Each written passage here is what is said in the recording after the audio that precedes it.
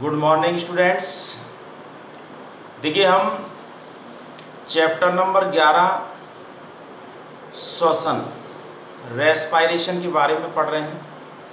इस श्वसन के अंतर्गत श्वसन की क्रिया विधि और उस क्रिया विधि में सबसे पहले हमने ग्लाइकोलाइसिस के बारे में पढ़ा।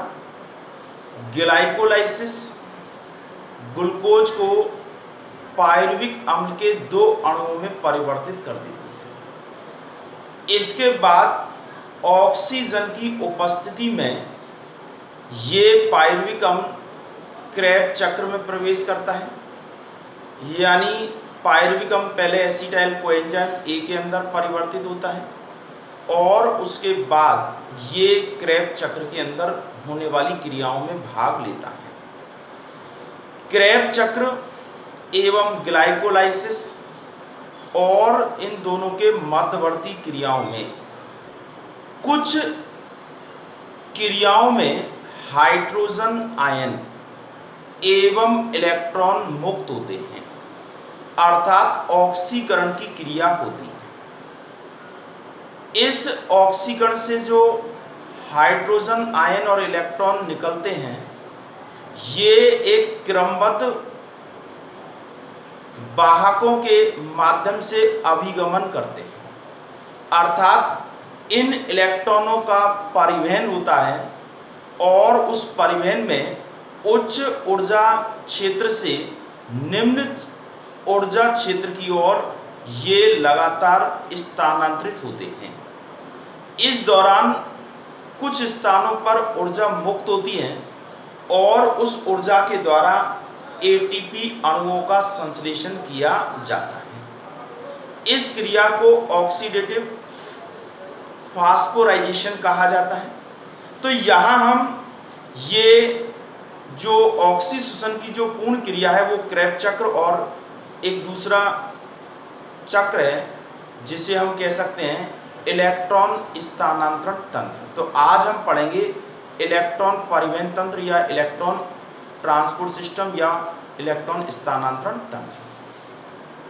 इलेक्ट्रॉन परिवहन तंत्र जिसे इलेक्ट्रॉन ट्रांसपोर्ट सिस्टम कह सकते हैं और जिसे संक्षेप में ईटीएस कहा जाता है। ईटीएस, ये ईटीएस जो है माइटोकॉन्ड्रिया या यूं कह सकते हैं कि साइट्रोम तंत्र भी इसको कहा जाता है, क्योंकि इसमें साइट्रोम होते हैं, यानी इसका एक नाम है साइटोक्रोम तंत्र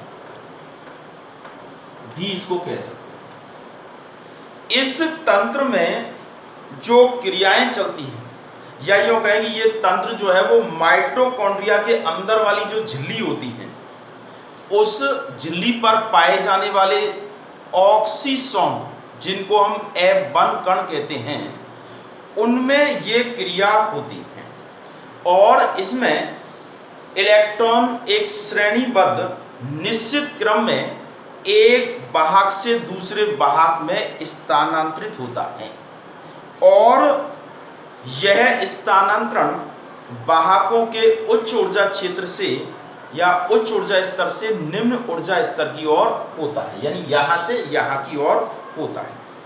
इस क्रिया में भाग लेने वाले सभी एंजाइम माइटोकॉन्ड्रिया की आंतरिक झिल्ली से संबंधित होते हैं, इसलिए ये क्रिया माइटोकॉन्ड्रिया के अंदर होती है और इस क्रिया में ऑक्सीजन का उपयोग होता है, अर्थात ऑक्सीजन उपलब्ध होने पर ही ये क्रिया होती है और इस क्रिया में ऑक्सीजन के द्वारा ही सबसे अंत में इलेक्ट्रॉनों को ग्रहण किया जाता है।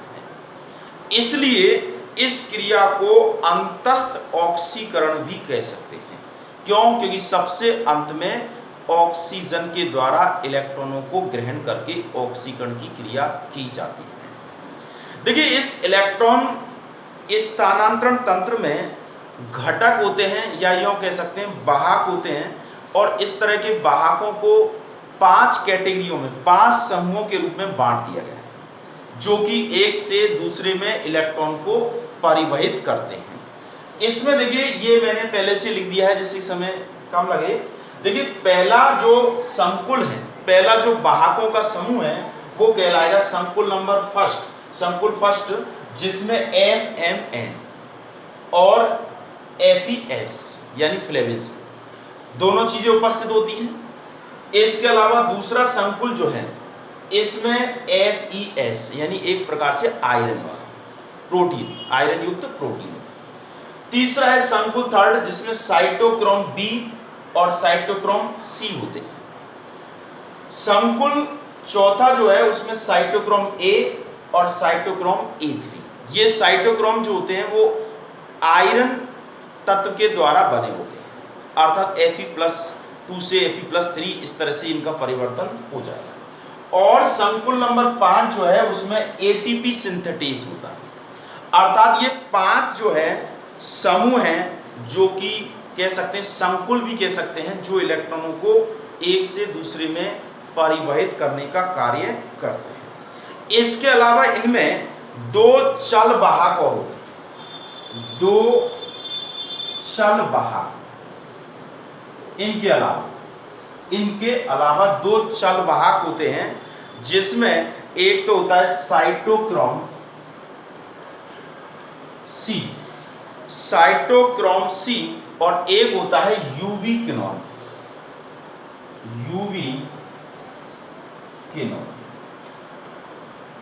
ये 2 चल वाहक होते हैं। तो इस तरह से ये एक प्रकार की क्रमबद्ध इलेक्ट्रॉनों के स्थानांतरण की क्रियाविधि होती है। अब देखिए इसमें किस प्रकार से होता है ये क्रिया, क्योंकि ग्लाइकोलाइसिस में एक स्थान पर, ग्लाइकोलाइसिस और क्रेब चक्र दोनों के बीच में जो एसिटाइल कोएंजाइम A बनता है वहां पर एक स्थान पर, और क्रेब चक्र के अंतर्गत 4 स्थानों पर ऑक्सीकरण होता है, अर्थात हाइड्रोजन आयन और इलेक्ट्रॉन मुक्त होते हैं, जिन्हें इन वाहकों के द्वारा ग्रहण कर लिया जाता है और एक क्रमबद्ध तरीके से ये आगे बढ़ते जाते हैं और इनसे ATP का संश्लेषण हो जाता है। अब देखिए इसमें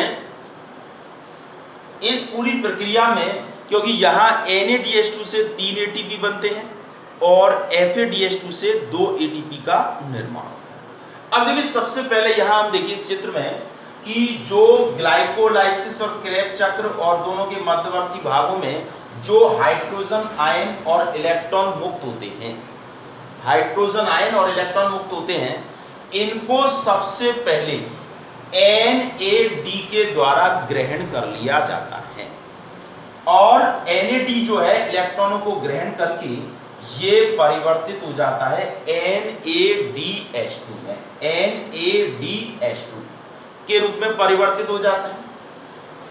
NADH2 से ये इलेक्ट्रॉन स्थानांतरित हो जाते हैं FAD पर, अर्थात FAD पर जब इलेक्ट्रॉन और हाइड्रोजन आयन दोनों स्थानांतरित हो जाते हैं तो ये FAD जो है वो बदल जाता है FADH2 में, और ये जो NAD है ये वापस अपने पहले वाले रूप में आ जाता है। NADH2 से ये इलेक्ट्रॉन और हाइड्रोजन आयन जब FAD पर जाते हैं तो ऊर्जा मुक्त होती है और उस ऊर्जा के द्वारा ये ADP एक अणु जो है ADP adenosine diphosphate inorganic phosphate से जुड़ जाता है, यानी फास्फोरीकरण क्रिया हो जाती है और ATP का संश्लेषण हो जाता है। इसके बाद यानी यहां ATP का निर्माण हो गया है, इसके बाद ये जो FADH2 बना है इससे इलेक्ट्रॉन, दोनों इलेक्ट्रॉन और दोनों हाइड्रोजन आयन ये यूबीक्विनोन के अंदर ग्रहण कर लिए जाते हैं, अर्थात यूबीक्विनोन इसको ग्रहण कर लेता है तो ये बन जाता है हाइड्रो यूबीक्विनोन में परिवर्तित हो जाता है, अर्थात FAD अपनी पहले वाली स्थिति में आ जाता है।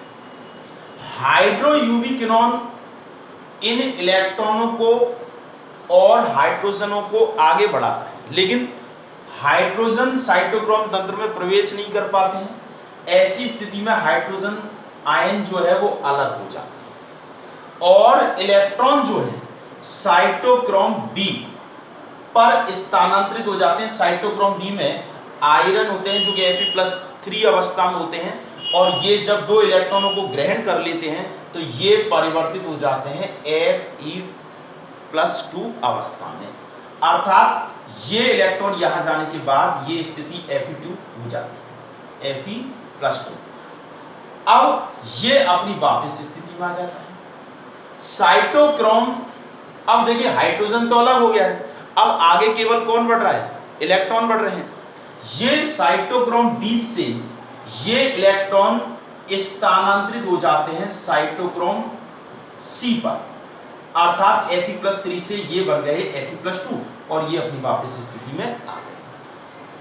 अब साइटोक्रोम बी से साइटोक्रोम सी में जब स्थानांतरण होता है तो उस समय भी ऊर्जा मुक्त होती है और उस ऊर्जा के द्वारा एडीपी अणु में एक इनऑर्गेनिक फास्फेट और जुड़ जाता है।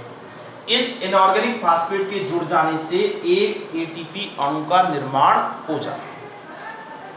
इसके बाद ये जो साइटोक्रोम सी जो है, इससे ये इलेक्ट्रॉन साइटोक्रोम A3 पर स्थानांतरित हो जाते हैं और A3 पर स्थानांतरित हो जाते हैं तो यहां पर भी ये Fe+2 से ये Fe+3 ने ग्रहण किया तो ये Fe+2 में परिवर्तित हो गया है और ये अपनी वापस स्थिति में आ गया। साइटोक्रोम सी से साइटोक्रोम A के अंदर जब इलेक्ट्रॉनों का स्थानांतरण होता है तो उस समय इतनी ऊर्जा मुक्त नहीं होती है जिससे एक एटीपी का संश्लेषण हो सके, अर्थात यहां एटीपी का संश्लेषण नहीं होता। साइटोक्रोम ए से ये इलेक्ट्रॉन साइटोक्रोम A3 पर स्थानांतरित हो जाते हैं, अर्थात यहां 2+3+2 है, इससे ये इलेक्ट्रॉन यहां जाएंगे तो ये इसमें परिवर्तन हो जाएगा और यहां साइटोक्रोम A से साइटोक्रोम A3 पर जब स्थानांतरण होता है तो यहां पर भी मुक्त ऊर्जा का मान इतना होता है जिसके कारण एक एडीपी अणु से एक इनऑर्गेनिक फास्फेट जुड़ जाता है और जुड़ने से एटीपी अणु का निर्माण हो जाता है। ठीक है, अर्थात यहां 3 एटीपी बन गए।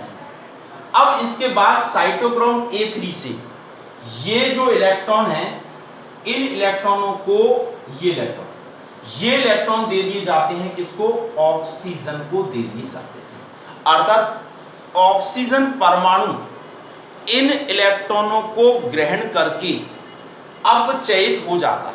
यानी यूं कहें कि जैसे हाफ O2 + 2 इलेक्ट्रॉन = ये बन जाएगा हाफ -2, तो ये एक तरह से अपचयित हो जाता है ऑक्सीजन अणु। अब ऑक्सीजन परमाणु, अब ऐसी स्थिति में देखिए सबसे लास्ट में इसमें इलेक्ट्रॉनों को ग्रहण किया गया है किसके द्वारा, ऑक्सीजन के अणु के द्वारा, इसलिए इसको अंतस्थ ऑक्सीकरण कहा जाता है। अब ये ऑक्सीजन जब इलेक्ट्रॉनों को ग्रहण कर लेती है तो ये जो मुक्त हुए हाइड्रोजन आयन है इनसे ऑक्सीजन क्रिया कर लेती है और जल के अणु का निर्माण हो जाता है, अर्थात इस श्वसन क्रिया में जो जल के अणु का निर्माण होता है ये इस क्रिया के माध्यम से होता है। तो देखिए इसमें इलेक्ट्रॉन जो है वो क्रमबद्ध तरीके से एक स्तर से दूसरे स्तर में जा रहा है, दूसरे से तीसरे में जा रहा है और एक तरह से ये जो साइटोक्रोम तंत्र में ये जो फेरस आयन है Fe+2, ये पहले Fe+3 आयन में होता है, फेरिक आयन, यानी ये बार बार क्या हो रहा है, फेरिक आयन Fe+3 ये फेरस आयन में परिवर्तित होगा, फेरस आयन Fe+2, अर्थात ये इलेक्ट्रॉनों को ग्रहण कर रहा है और आगे स्थानांतरित करता जा रहा है जिससे कि ये ऊर्जा आगे मुक्त हो सके, यानी उच्च ऊर्जा क्षेत्र से या उच्च ऊर्जा के वाहक से निम्न ऊर्जा के वाहक में स्थानांतरित हो सके। और देखिए अंत में यहाँ पर एटीपी, यहाँ पर ऑक्सीजन के द्वारा इसको ग्रहण किया। तो ये एक यों कहें कि यहाँ स्थिति इस प्रकार की हो रही है कि अंत में ये जो हाफ O2 ऑक्सीजन ये 2 इलेक्ट्रॉनों को ग्रहण कर रहा है। तो ऐसी स्थिति में इससे बन रहा है 1/2 ऑक्सीजन -2। अब ये आपस में देखिए, ये hydrogen plus half O2 -2 equal to H2O, ये जल के अणु का निर्माण हो जाता है। तो इस प्रकार से इलेक्ट्रॉन स्थानांतरण तंत्र में क्रियाएं होती हैं। अब हम बात करेंगे कि इसमें इससे क्या लाभ हुआ है, इससे लाभ या इससे कितने एटीपी अणु की हमको प्राप्ति होती है। जब NADH2 के द्वारा इलेक्ट्रॉन ग्रहण किया, NADH2 अणु का निर्माण होता है,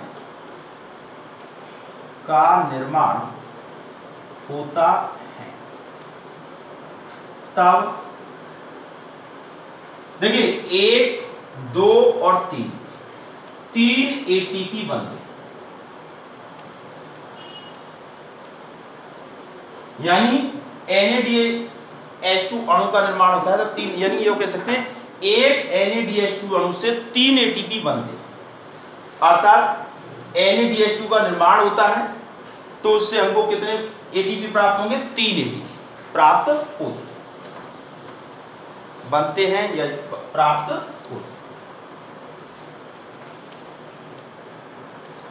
होते। देख लीजिए 1, 2 और 3।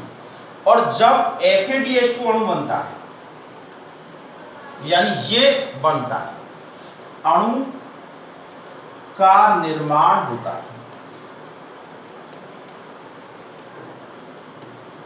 तब 2 एटीपी प्राप्त होते हैं।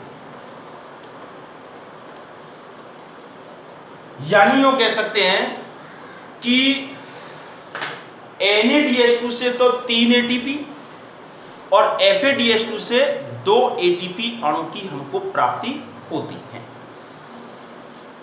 ठीक है, तो इस तरह से ये इलेक्ट्रॉन परिवहन तंत्र की जो क्रियाएं होती हैं, इसमें कुछ बातें महत्वपूर्ण। देखिए सबसे पहली बात तो कि इसमें इलेक्ट्रॉन जो है क्रमबद्ध तरीके से परिवहित होता है, उच्च ऊर्जा वाहक से निम्न ऊर्जा वाहक की ओर होता है। इसके अलावा इसमें अंतिम इलेक्ट्रॉन ग्राही ऑक्सीजन होता है। इस पूरी प्रक्रिया से जल के अणु का निर्माण होता है। इसके अलावा इसमें NADH2 अणु जो बनता है तो उससे 3 एटीपी की प्राप्ति होती है, और जब FADH2 अणु बनता है तो 2 एटीपी अणुओं की प्राप्ति होती है। और ये क्रिया कहाँ चलती है, माइटोकॉन्ड्रिया के ऑक्सीसोम में चलती है। ऑक्सीसोम को ही F1 कण भी कहा जाता है। ठीक है, तो एक ये इलेक्ट्रॉन परिवहन तंत्र है। अब देखिए इलेक्ट्रॉन परिवहन तंत्र के बाद यहां एक परिकल्पना दी गई जिसे रसो परिकल्पना कहा जाता है। छोटा सा एक टॉपिक है।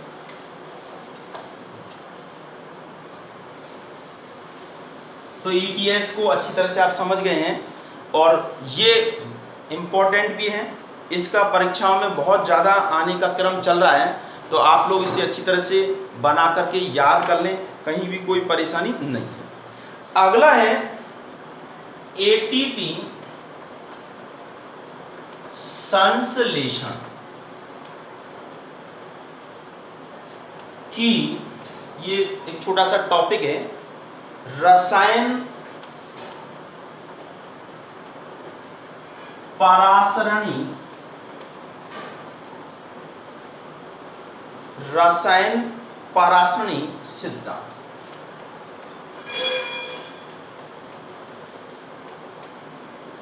जिसको कीमोऑस्मेटिक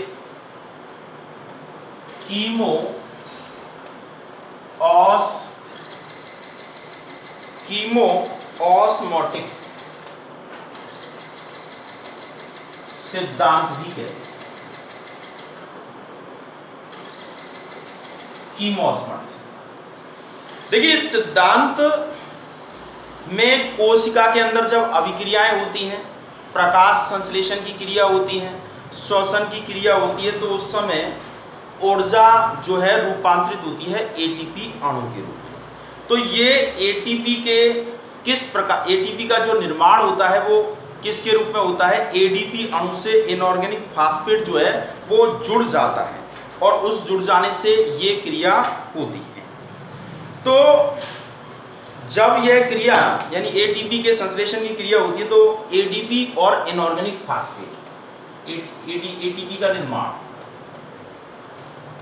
किस प्रकार से होता है, एडीपी प्लस इनऑर्गेनिक फास्फेट आपस में जुड़ जाते हैं। और जब एटीपी का अवघटन होता है, अवघटन, तो ये दोनों एक दूसरे से अलग हो जाते हैं। निर्माण होता है तो जुड़ जाते हैं और अवघटन होता है तो एक दूसरे से अलग। और एक एटीपी से ऊर्जा की प्राप्ति होती है, अधिक मात्रा में ऊर्जा की प्राप्ति होती है और वो 7.3 किलो कैलोरी ऊर्जा की प्राप्ति होती है एक किसके, एटीपी के अवघटन से।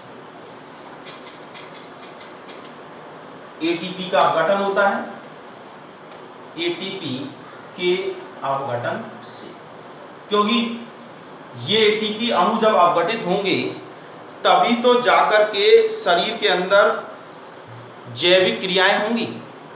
अब देखिए बात आती है इस ऊर्जा का जो उपयोग है, ये जो ऊर्जा प्राप्त हुई है विशिष्ट प्रकार के एंजाइमों की उपस्थिति में होता है। अब विशिष्ट प्रकार के एंजाइमों की उपस्थिति में जो कोशिकाओं के अंदर होने वाली जो क्रियाएं हैं उन क्रियाओं में इसका उपयोग लिया जाता है। अर्थात एटीपी जो है, ये बात आप सब जानते हैं, एटीपी एक प्रकार से सार्वत्रिक ऊर्जा करेंसी या मुद्रा होती है जिसके द्वारा ही सारे कार्य किए जाते हैं। अब श्वसन और प्रकाश संश्लेषण में जिन प्रक्रियाओं में एटीपी का निर्माण होता है उन क्रियाओं को ऑक्सीकरणीय फास्फोरिलीकरण एवं देखिए जो श्वसन क्रिया में होता है एटीपी का संश्लेषण उसको तो कहते हैं ऑक्सीकरणीय फास्फोराइजेशन या फास्फोरिलीकरण, और अगर प्रकाश संश्लेषण में होता है तो उसको कहते हैं प्रकाश फास्फोरिलीकरण, क्योंकि वहां ऊर्जा का स्रोत प्रकाश है, यहाँ ऊर्जा का श्वसन में ऊर्जा का स्रोत है श्वसन में भोजन का ऑक्सीकरण। ठीक है, एक पीटर मिशेल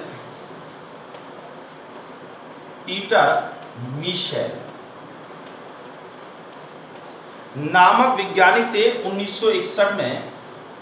इन्होंने एटीपी के निर्माण की क्रिया और एंजाइमों के मध्य जो संबंध है उसके बारे में एक क्रिया विधि का प्रतिपादन किया और उस क्रिया को ही कहा जाता है रसायन परासरणी सिद्धांत या कीमोऑस्मेटिक थ्योरी कहा जाता है।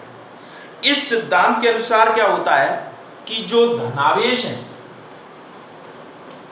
हाइड्रोजन आयन जो है, ये धनावेश होते हैं, ये माइटोकॉन्ड्रिया और हरित लवक की झिल्लियों के आर पार गमन करते हैं और श्वसन और प्रकाश संश्लेषण में काम आने वाले ये जो एंजाइम हैं उनकी द्वारा उनकी जो क्रियाएं होती हैं उसके प्रकाश संश्लेषण में काम आने वाले एंजाइमों की श्रृंखला के द्वारा होने वाले इलेक्ट्रॉन के प्रभाव को ये नियंत्रित करते हैं, जिसके कारण झिल्ली के दोनों तरफ एक विद्युत रासायनिक प्रोटॉन प्रवीणता उत्पन्न हो जाती है। इसके दो कारण हैं, यानी इन झिल्लियों में एक तरह से इलेक्ट्रॉनों का या ये कह सकते हैं ये जो हाइड्रोजन आयन प्रोटॉन का जो परिवहन होता है उससे एक प्रवीणता पैदा हो जाती है। और ये किस कारण से उत्पन्न होती है? तो एक तो कारण है कि झिल्ली के जो आर पार हाइड्रोजन आयनों की जो सांद्रता है उसमें अंतर होता है, और दूसरी बात ये जो झिल्ली के आर पार जो विद्युत विभव होता है इसमें अंतर होता है। जिन दोनों के कारण एक बल उत्पन्न हो जाता है, और जिसके कारण प्रोटॉन यानी H+ आयन सांद्रता प्रवणता के अनुसार गति कर भीतर प्रवेश कर जाता है। और ATPase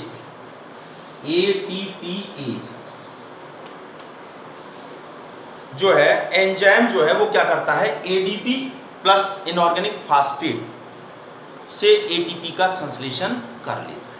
ठीक है, तो इस तरह से ये एक प्रकार की क्रिया विधि है, यानी एक सिद्धांत है। तो इसे 2-3 बातें इसमें महत्वपूर्ण है। एक तो ये बात याद रखिएगा कि सार्वत्रिक ऊर्जा मुद्रा किसे कहा जाता है, तो ATP को कहा जाता है। ऑक्सीकारी फास्फोरीकरण किसे कहते हैं, श्वसन क्रिया में जो ATP का निर्माण होता है वो ऑक्सीकारी फास्फोरीकरण क्रिया के द्वारा होता है, और जो प्रकाश संश्लेषण में होता है वो प्रकाश फास्फोरीकरण के द्वारा होता है। ये जो इसमें क्या हो रहा है कि ये ATP के संश्लेषण में किस तरह की क्रिया विधि होती है, उसमें एक एंजाइमों की श्रृंखला को नियंत्रित करता है।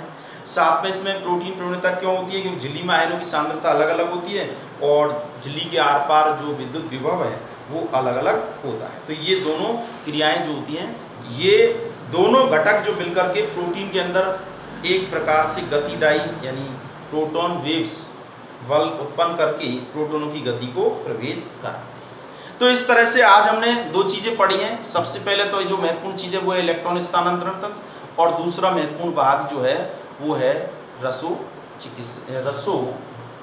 या रसायन पाषाणी सिद्धांत। ठीक है, अब होमवर्क आप नोट कर लीजिएगा। ये अब कल हम पढ़ेंगे, ये तो था ऑक्सीशोषण, अब पढ़ेंगे अनऑक्सीशोषण। ऑक्सीजन की अनुपस्थिति में किस प्रकार से अनऑक्सीशोषण होता है, और इससे मिलती जुलती ही क्रिया होती है किण्वन की क्रिया।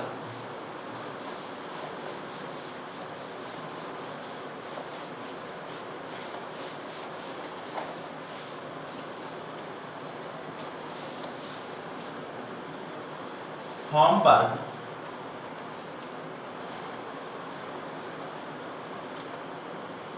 क्वेश्चन नंबर 1, इलेक्ट्रॉन या इलेक्ट्रॉन परिवहन तंत्र में बनने वाले NaDH2 से, या इलेक्ट्रॉन, या इसको इस तरह से लिखेंगे देखिए थोड़ा सा, इलेक्ट्रॉन परिवहन तंत्र में NaDH2 से, इलेक्ट्रॉन परिवहन तंत्र में NaDH2 अणु से कितने ATP अणु प्राप्त होते या कितने ATP अणु बनते। क्वेश्चन नंबर दूसरा है,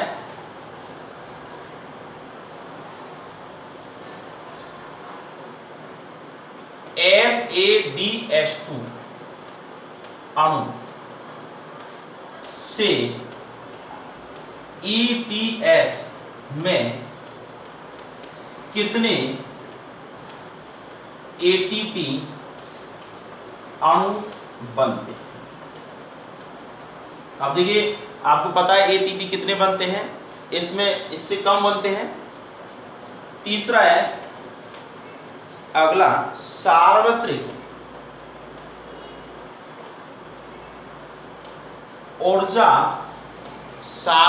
ऊर्जा मुद्रा किसे कहते हैं,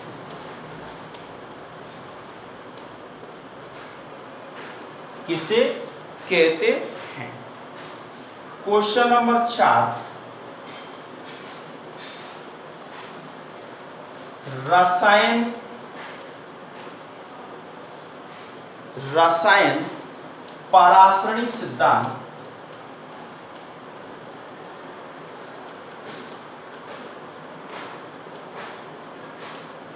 रसायन परासरणी सिद्धांत को किसने प्रतिपादित किया? देखिए 4 प्रश्न है, एक एक अक्षर एक एक लाइन के इनके आंसर हैं, आप लोग आसानी से इनके उत्तर दे सकते हैं। ठीक है, तो ये 2 महत्वपूर्ण क्रियाएं, इलेक्ट्रॉन स्थानांतरण तंत्र और दूसरा रसायन परासरणी सिद्धांत, इनके बारे में आज हमने पढ़ा। कल हम अनऑक्सीडेशन के बारे में पढ़ेंगे और इस तरह से हमारा ये जो चैप्टर नंबर 11 है ये आगे बढ़ रहा है और बहुत जल्दी ही ये भी पूरा हो जाएगा और एक एक करके हम आगे बढ़ते जा रहे हैं। लेकिन जब तक आप लोग इसको याद नहीं करोगे, सही ढंग से होमवर्क नहीं करोगे और एक प्रकार से जो बताया जा रहा है उसे उसी रूप में नहीं करोगे तो आपको उसका लाभ नहीं। तो इसलिए मेरे आप लोगों से बार बार यही कहना है कि आप होमवर्क करें, पूरी वीडियो को देखें और उस वीडियो में जो जो चीज़ें समझाई गई उसको समझें। ठीक है, और उस होमवर्क जो है उसको भी आप अच्छी तरह से व्यवस्थित रूप से करें। ठीक है, तो कल हम एक नए चीज़ को लेकर के फिर आएंगे।